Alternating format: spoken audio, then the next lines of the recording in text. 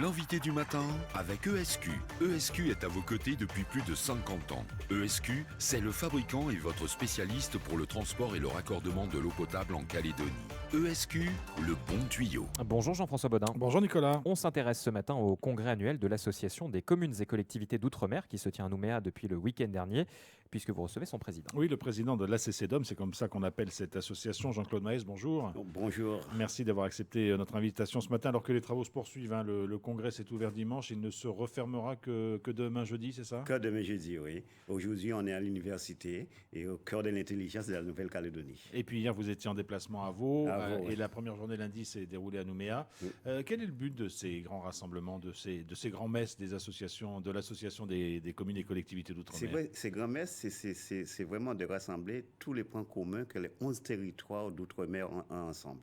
On peut parler de la santé, de la sécurité, de l'éducation et du réchauffement et climatique. C'est vraiment, on parle de tout. C'est comme au ministère de l'Outre-mer, on parle de tout qui concerne les Outre-mer. Et ça, c'est important pour nous d'être ensemble et plus forts pour pouvoir aller vers le gouvernement et discuter avec le gouvernement. Alors, ensemble, sur des dossiers importants, vous l'avez évoqué, la santé ou d'autres, pourtant, vous savez, les 11 territoires ont chacun leur spécificité.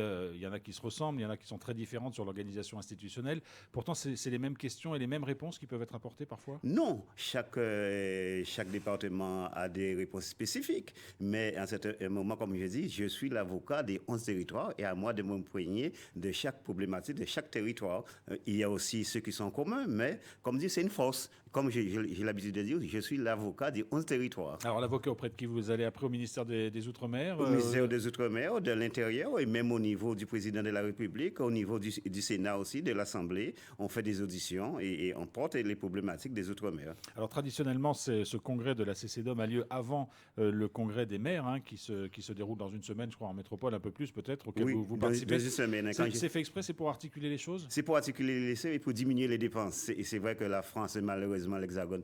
Et c'est le centre. Quand on est là, et les élus, par exemple, moi qui est en Guadeloupe, ça me permet de faire une transition en France, de rester au congrès des maires et après de partir pour la Guadeloupe. Mais il y a un moment particulier dans ce congrès des maires où la CCDOM va faire entendre sa voix, va faire un compte-rendu en quelque sorte de son congrès? Le premier jour, on est auditionné. Et moi particulièrement, je vais parler de l'octroi de mer qui ne concerne pas tellement ici, mais il y a d'autres problématiques sur l'urbanisme, il y a d'autres termes, et on englobe tout ça. Alors Jean-Claude Maes, un mot sur l'octroi de mer, parce que si effectivement la Calédonie ne connaît pas cet impôt qui est un des plus vieux impôts français encore en vigueur, le gouvernement a la volonté finalement de le réduire, c'est ça, d'en limiter l'impact.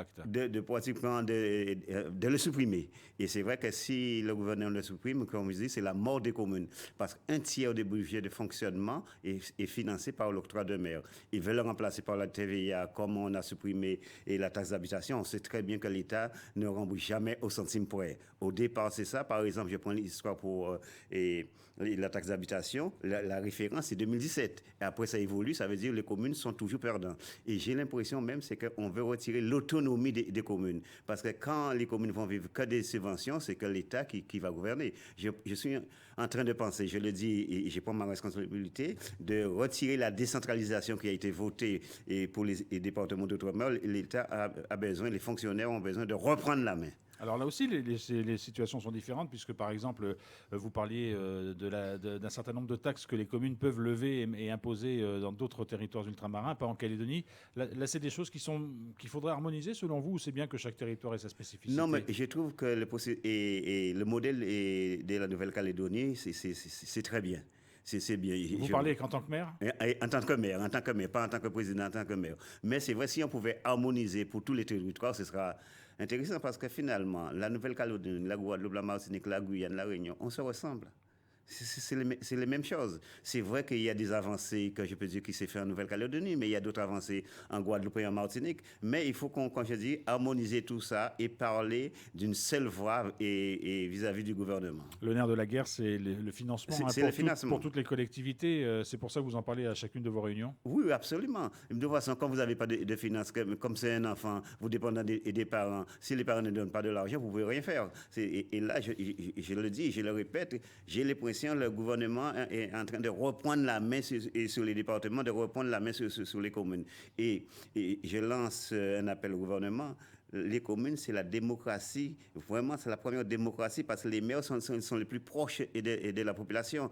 Quand une population lambda vient, il vient voir le maire et c'est vrai, il faut que les maires ont une réponse apportée à sa population parce qu'on est élu par la population et on doit travailler pour la population. Jean-Claude Maes, est-ce que la CCDOM s'occupe aussi on pourrait parler de sujets de société? Est-ce que vous avez des propositions à faire? On parle en Calédonie et ailleurs des violences intrafamiliales, on parle de l'insécurité routière, on parle du rapport à l'alcool. Ça, c'est des sujets que vous retrouvez dans tous vos territoires. Et est-ce que, même si c'est un rassemblement de collectivités, la CCDOM a une parole à donner sur ces sujets-là? Oui, absolument. Quand on voit la violence qui se fait par l'alcool, l'insécurité par l'alcool, je viens d'entendre en Nouvelle-Calédonie le nombre d'accidents dus à l'alcool, il y a un travail à faire d'éducation et la CCDOM est là aussi pour pouvoir porter ces sujets-là. En Guadeloupe, en Martinique, et pareil.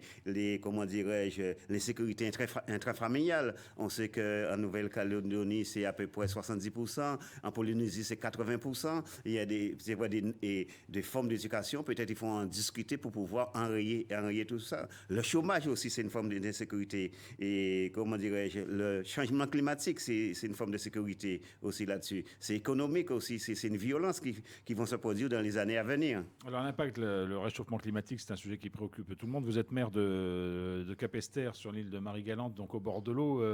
Évidemment, vous voyez ce phénomène de montée des eaux. Vous êtes inquiet pour votre commune, vous? Je suis inquiet. On est vraiment, je suis pied dans l'eau. Et c'est vrai, j'ai un phénomène qu'on n'en parle pas beaucoup parce que ça touche uniquement sur les départements d'outre-mer. C'est les sargasses. Je suis envahi par les sargasses. Chaque année, c'est presque 1 million d'euros que je dépense pour les sargasses. Mais c'est à cause du climat. Et là-dessus, j'ai vu des plages reculer chez moi de 4-5 mètres. Ça, c'est vraiment un danger. Les hôtels, l'économie est menacée parce que quand les hôtels qui sont au bord de littoral, la montée des eaux, qu'est-ce qu'ils vont, ça va détruire et c'est pas de l'économie qui vont partir. Alors que faut-il faire?